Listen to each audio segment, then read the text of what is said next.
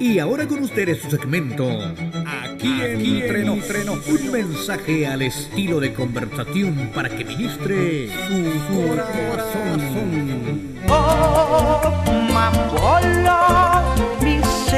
Bueno, quisiera hablar un poco acerca del significado de la paloma, ¿no? La paloma, de hecho nosotros la utilizamos en el logo de Palabra Ungida, es una Biblia abierta y es algo que el Señor nos reveló, y de la Biblia va saliendo una paloma. La paloma la vemos en el Antiguo Testamento en muchas ocasiones, pero es uno de los animales limpios que en los días del diluvio jugó un papel protagónico importantísimo, porque fue el primer animal que Noé lanzó a la superficie para ver si las aguas habían bajado. La primera vez la paloma volvió, no traía nada. La segunda vez la paloma regresó y ya traía una ramita de olivo. Y la tercera vez la volvió a sacar y la paloma no regresó jamás. Hablando así de la paloma, el sentido tipológico de la paloma en sí es exactamente la presencia del Espíritu Santo. Tiene lo manso, lo limpio, lo humilde y sobre todo la obediencia, la sujeción que proyecta el Espíritu Santo. Porque si una persona profesa tener el Espíritu Santo, o dice estar lleno del Espíritu Santo, lo primero que proyecta es esa paz del Señor, ¿no es cierto? La paloma puede caer en el lodo, pero no se queda en el lodo, porque su condición de vida no es el lodo. Si se ensucia o se salpica, se limpia y sigue siendo paloma. Eso no pasa con el puerco. El puerco cae en el lodo y aunque usted lo lave, vuelve a caer al lodo, porque el puerco es puerco. Pero la paloma no. La paloma se puede ensuciar, la paloma se puede herir, pero vuela, se lava, se limpia, se alimenta y por ende es un animal limpio, sigue siendo paloma. Bueno, el hecho de que Noé la haya soltado 3 veces tiene significativos muy hermosos. Número uno es de que en el Antiguo Testamento, por eso el fin de la ley es Cristo, porque todo lo que está en el Antiguo Testamento es la sombra, lo que nos dice el escritor de los Hebreos, de lo que tendría que ser en el Nuevo Testamento. Entonces todo esto es profético. Las profecías que se dieron en el Antiguo Testamento se cumplieron al pie de la letra en el Nuevo Testamento. Todas se cumplieron, porque eran profecías, y las profecías se cumplen. Lo que no se cumple, pues no es profecía. Y la paloma venía esporádicamente porque no había dónde posar. Posó sobre alguien que se llamó Enoch, por ejemplo. Posó sobre alguien que se llamaba Abel, sobre alguien que se llamó Moisés, sobre alguien que se llamó Abraham, sobre alguien que se llamó Isaac, sobre alguien que se llamó Oseas, sobre alguien que se llamó Elías, etcétera, etcétera. Pero venía y se iba. Pero la segunda vez ya vino con una ramita de olivo, es decir, ya con intención de quedarse y de reposar. Si usted se acuerda, cuando se edifica el templo a Salomón, Salomón hace una oración trascendental. En esa oración, la gloria de Dios llena la casa. Y ya a partir de ese momento, los hijos de Israel tienen un punto de convergencia, porque ahí, y solamente ahí, se derrama el Espíritu Santo. No se puede derramar en ningún otro lugar. Solamente ahí, en el templo. De hecho, los hebreos de la dispersión, del exilio, cuando iban a orar, tenían que voltear su rostro hacia Jerusalén, porque ellos sabían que solo ahí, no había otro lugar. Era una ramita de olivo. Pero ya en el libro de los Hechos, capítulo 1, verso número 8, usted conoce la escritura y sabe de qué le estoy hablando.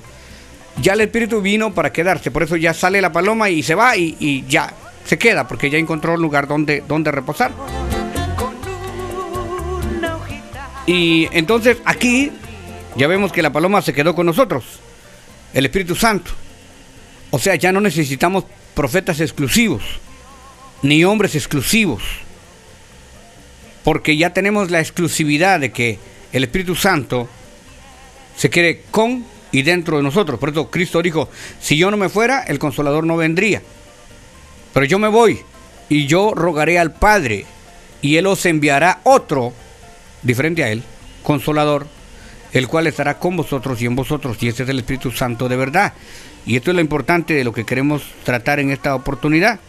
En el capítulo 2 y verso 2 del libro de los Hechos dice: cuando llegó el día del Pentecostés, Pente es 50, Costés es Pascua, 50 días después de la Pascua, estaban todos unánimes.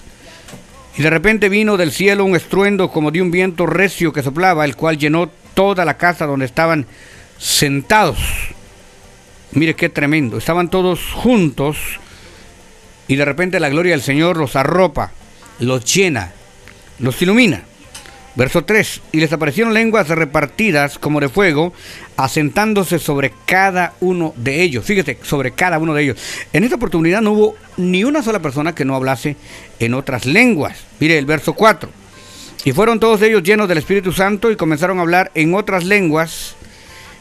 Y esto es algo maravilloso, según el Espíritu les daba que se hablase. Aquí no había la hurramanza, ni la mamacaya, ni la ramazoja. No eran lenguas aprendidas. No era ningún tipo de lenguaje que se le escucha a otro predicador, sino que eran lenguas que el Espíritu daba. Y esto es algo muy, muy hermoso. De repente vino un estruendo como de viento recio que soplaba, el cual llenó toda la casa donde estaban sentados, y se les aparecieron lenguas repartidas como de fuego, asentándose sobre cada uno de ellos. 6. Y hecho este estruendo, según la multitud, estaban confusos porque cada uno les oía hablar en su propia lengua. Y estaban atónitos y maravillados, diciendo: mirad, ¿no son galileos todos estos que hablan? ¿Cómo pues les oímos hablar en otras lenguas, y específicamente en cada una de nuestras lenguas en que hemos nacido? Portos, medos, elamitas, y los que habitamos en Mesopotamia, en Judea, en Capadocia, en Ponto, en Asia, en Frigia, en Panfilia, en Egipto y en las regiones de África, más allá de Cirene, y romanos aquí residentes, tanto judíos como prosélitos, es decir, seguidores, cretenses, árabes, les oímos hablar en nuestras lenguas las maravillas de Dios. Y estaban todos atónitos y perplejos, diciéndose unos a otros: ¿qué quiere decir todo esto? Mas otros se burlaban pensando que estaban llenos de mosto, o sea, que habían tomado demasiado. Bueno, lo importante acá es de que la paloma viene para quedarse, ¿no es cierto? Y cuando la paloma viene para quedarse de una vez, vemos un milagro sobrenatural, porque no son jerigonzas, las lenguas son reales y no son lenguas angelicales, porque el apóstol Pablo dice que hay lenguas humanas y hay lenguas angelicales. El apóstol Pablo dice: le doy gracias a Dios que hablo más lenguas que todos ustedes, pero en la congregación prefiero hablar 3 o 4 palabras con entendimiento, porque el que habla lengua a sí mismo se edifica, pero el que predica edifica a la iglesia. Bueno, básicamente aquí lo que vemos que estas lenguas que ellos hablaron por el Espíritu eran lenguas carnales. Era como si ahora viniese el Espíritu Santo sobre usted y le diera una habilidad extraordinaria para predicar en inglés, en alemán, en chino, en coreano, en mandarín, en qué sé yo, cualquier tipo de lengua o dialecto, de tal manera que la gente dijera: bueno, no son estos todos hispanos. Todos son hispanos, pero hablan perfecto ruso, hablan alemán, hablan chino. Eran lenguas articulizadas, eran lenguas interpretadas. Traían un mensaje. No era, hermano amado, sencillamente una fiesta y un zafarrancho. No, señor. Estaban predicando la palabra de Dios en otras lenguas y la gente estaba entendiendo esa lengua en la cual se le estaba predicando. Entonces, esta es una demostración del poder del Espíritu Santo, no tanto para el creyente, sino para el inconverso. Porque el creyente ya no necesita ningún tipo de prueba, pero los inconversos, los prosélitos, los seguidores, porque antes no se podía llegar a ser judío, como ahora que le dicen: ¿qué apellido tiene usted? Fulano de tal. Ok, su apellido es Calderón, déjenme buscar aquí en la ley. Usted pertenece a la tribu de hacer trampa, porque no hay nada que pueda comprobar científicamente eso. Sino que antes el prosélito era prosélito y el judío era judío, igual que hoy. Judío, gentil, gentil. Pero de los dos pueblos Dios hizo uno. O sea, mejor dicho, injertó la rama en el tronco original, para que ahora somos hijos no mediante la ley, sino mediante la fe. Somos injertados en el árbol de la salvación, en el árbol de la comunión con Dios por medio de la fe. Por tanto, los que son de fe, los tales son hijos de Abraham. No son hijos en cuanto a la carne, sino en cuanto a la proyección de fe. Aquí está el cumplimiento del poder del Espíritu Santo, porque tanto judíos como prosélitos reciben la llenura y no hablan en lengua extraña, hablan en lenguas interpretativas, lenguas que la gente puede decir, ¡wow! Me están hablando en mi propia lengua y ya no tengo ninguna excusa de que no puedo entender el Evangelio de nuestro Señor Jesucristo porque me están hablando de una manera que yo pueda entender. Entonces vemos la característica fundamental del Espíritu Santo. Más allá de la emoción y de la gloriosa sensación que es tenerlo, que es algo indescriptible, y por supuesto que somos entes emocionales y nos emocionamos y nos gozamos al sentir la presencia del Espíritu Santo. Pero lo más importante no era eso, sino que el Espíritu Santo vendría ¿para qué? Para la edificación de la iglesia. ¿El Espíritu Santo vendría para qué? ¿Para hacer famosos a unos cuantos? No, Señor.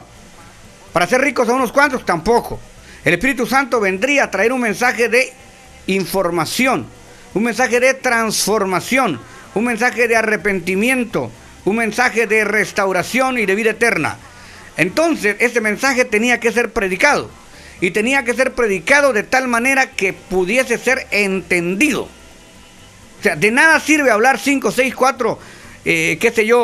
20 horas, si estamos hablando de una forma que la gente no nos pueda entender. Por eso es importantísimo tratar de entender el lenguaje, no solamente lingüístico, sino corporal y físico de los oyentes, para poder entrar y penetrar y tocar y transformar con lo sobrenatural del Espíritu Santo. La tercera divina persona de Dios, no es que hayan tres dioses, es un solo Dios manifestado en tres divinas personas. Ese Dios tripartito, pero unitario, ese Dios glorioso, esa manifestación divina, hasta el día de hoy sigue haciendo su trabajo. Y lo sigue haciendo a través del Espíritu Santo, porque nadie puede cambiar por sí solo, a no ser que por la palabra conozca al Espíritu Santo. Dije por la palabra, no por la emoción, sino por la palabra. No es sencillamente por lo que yo creo, por lo que yo pienso, sino pues es la revelación que el Espíritu Santo me deja sentir en la interpretación de la palabra. Esto es algo fundamental cuando nosotros entendemos la palabra y somos transformados por la palabra, porque la palabra es espíritu y vida. Yo respeto todos los conceptos y no estoy aquí para enseñarle nada a nadie, sino para predicar a Jesucristo, porque yo mismo sigo aprendiendo y yo no sé nada. De todos los predicadores de California, yo soy el más ignorante y el más pequeño. No quiero enseñarle nada a nadie. Pero lo que yo puedo percibir por la palabra es cuando, por ejemplo, alguien dice, lo que el Espíritu diga, eso se hará. Bueno, entonces vamos a hacer un culto desde, desde las 7 hasta las 3 de la mañana, hasta que el Espíritu diga. Eso no es así. Imagínese usted si el Espíritu que puso orden en la tierra y en el universo dijera, bueno, el sol se va a ocultar hoy hasta que el Espíritu diga. Entonces pasan 36, 72 horas y los chinitos se quedan en oscuro 72 horas y nosotros con sol 72 horas. No, el sol tiene un horario, la tierra tiene un horario de rotación. Hay tiempos y hay señales en medio de los tiempos. El Espíritu Santo lo primero que trae es orden. Y la tierra estaba desordenada y vacía. Y el Espíritu de Dios se movía sobre el haz de las aguas. ¿Qué fue lo primero que hizo Dios? Poner orden. Y dijo Dios, sea la luz, y fue la luz. Lo primero que Dios hizo fue ir ordenando y poniendo las aguas separadas de la seca y poniendo expansión entre las dimensiones y dispensaciones y marcando los tiempos, las épocas y las edades. Así que el Espíritu Santo trae a la vida del creyente orden, trae disciplina, trae orientación y trae conocimiento, no solamente para ir al cielo, sino para vivir en la tierra y para ser un ejemplo, para ser impactados por lo que el Espíritu Santo hace, no dentro, aunque la emoción es necesaria.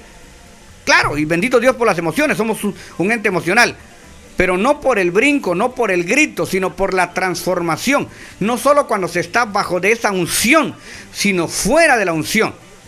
Porque qué bueno fuera que Cristo viniera cuando estamos bajo la unción, llorando delante de la presencia de Dios, qué bonito. Pero ¿qué pasa si Cristo viene cuando estamos en el trabajo? ¿Qué pasa si Cristo viene cuando estemos en el vehículo, cuando estemos en la casa? El Espíritu Santo, a través de la palabra, transforma, regenera, integra, redime. Y esto es lo que el Espíritu Santo quiere hacer en esta oportunidad. El Espíritu Santo es la fuerza extra. Es lo que nos ayuda cuando nuestra limitación humana termina. Ahí es donde el Espíritu Santo increpa la fe. Ahí es donde el Espíritu Santo nos induce al ayuno, nos induce a la oración, nos induce al arrepentimiento, nos induce a perdonar, nos induce a amar, expulsa el odio, expulsa la envidia, expulsa todo lo negativo, y pone todo lo positivo en cuanto a la voluntad de Dios para que el hombre sea transformado, sea regenerado a la misma naturaleza de nuestro Señor Jesucristo. Un ejemplo de ellos es el apóstol Pedro. El apóstol Pedro, antes de poseer el Espíritu Santo, era un hombre intrépido, violento, pragmático, hasta cierto punto cobarde. Prometió estar con el maestro hasta el final. Gracias a Dios que no lo traicionó, pero lo negó antes de que el gallo cantara, como Cristo te lo había dicho. Pero ese Pedro, ahora, lleno del Espíritu Santo, ya no es el mismo pescador, ya no es el mismo pragmático, ya no es el mismo inconstante. Ahora Pedro, en su primer discurso, 5,000 almas. Segundo discurso, 3,000 almas. 2 discursos, 8,000 almas. ¿Qué es lo que estaba pasando con Pedro? Pedro había cambiado totalmente. Ya para Pedro, el antiguo pacto lo había entendido. Tiene mucho problema Pedro para entender el antiguo y el nuevo. Pero con la ayuda de Dios, el Espíritu Santo y las instrucciones sabias del apóstol Pablo, Pedro llega a entender que no es por las obras, no es por la ley, sino es por la gracia, la misericordia y la verdad. Eso solamente viene a través del poder del Espíritu Santo. Entonces, posiblemente ha llegado a tu cabeza, a tu mente, que tú no puedes cambiar, que tú no puedes mejorar, que no puedes ser diferente, y tienes toda la razón.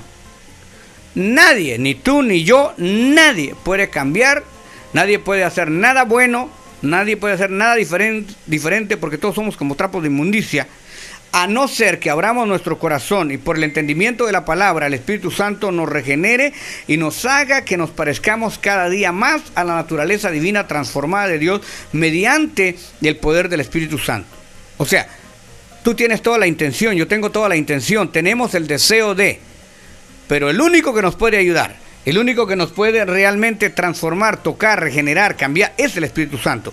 Y es por eso que nosotros necesitamos no solamente un día, sino constantemente, todos los días, buscar la presencia de Dios. Pero no orar por, oh Señor, alimentos recibidos, gracias. No orar solo para comer o levantarnos o al dormir, sino orar en el Espíritu, clamar, gemir, buscar la presencia de Dios, llenarnos de la presencia de Dios, porque esto es lo que Dios quiere, que tengamos un contacto, porque la paloma no se va a ir. El Espíritu Santo ya vino para quedarse. El Espíritu Santo quiere llenar nuestra alma, quiere llenar nuestra mente, quiere llenar nuestro corazón, quiere llenar nuestras vidas. Quiere que seamos totalmente nuevos y diferentes. El Espíritu Santo quiere morar en nuestro corazón. Y con esa fuerza del Espíritu Santo, lo demasiado grande lo veremos microscópico. La lucha más fuerte será cosa de la historia. El Señor abre camino donde no hay camino. Hace brotar agua donde no hay agua. Y el Señor tiene algo especialmente para ti, no mañana, ahora. En este día. En este día tú y yo estamos descubriendo que el Espíritu Santo va más allá de la emoción, de la sensación. El Espíritu Santo es tangible y palpable. Medos, portos, cretenses, griegos, romanos, les oían hablar en su propia lengua en que habían nacido. El Espíritu Santo es concreto. Cuando cambia, cambia. Cuando toca, toca. Cuando sana, sana. O sea, no puede ser que en un culto tú te sanes de un dolor de cabeza y cuando llegues a la casa lo vuelvas a agarrar. Entonces no estaba sanado. Hoy escuchamos historias por la radio y la televisión de gente que es sanada en el culto. Se levanta uno de silla de ruedas y cuando llega a su casa ya no vuelve a caminar. Entonces, ¿qué pasó? ¿O le pagaron o qué? ¿Para que se parara o qué? Lo que el Espíritu Santo hace es real. Las lenguas que ellos hablaban realmente eran lenguas. No eran ramazojas. No eran usamansas. Eran realmente lenguas. no habían sido aprendidas de ningún predicador. Era directamente el Señor.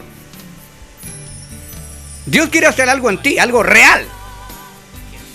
Pero eso, algo real, se puede recibir solamente por la fe. Y muchas veces el enemigo te va a golpear la cabeza diciendo que tú no eres digno, que tú no eres bueno, o algún hombre te puede decir, para que Dios te perdone tienes que hacer esto, tienes que hacer lo otro, tienes que hacer aquello. Lo que el hombre diga no importa. Lo importante es lo que diga la palabra de ti. Y la palabra nos dice que al que Cristo se allega, Jesucristo no lo echa fuera. La palabra del Señor dice, clama a mí y yo te responderé. Mientras nosotros estemos en esta tierra, tenemos un lapso de tiempo y de esperanza. Esperanza en sentir la gloria, en tocar el manto divino de Dios.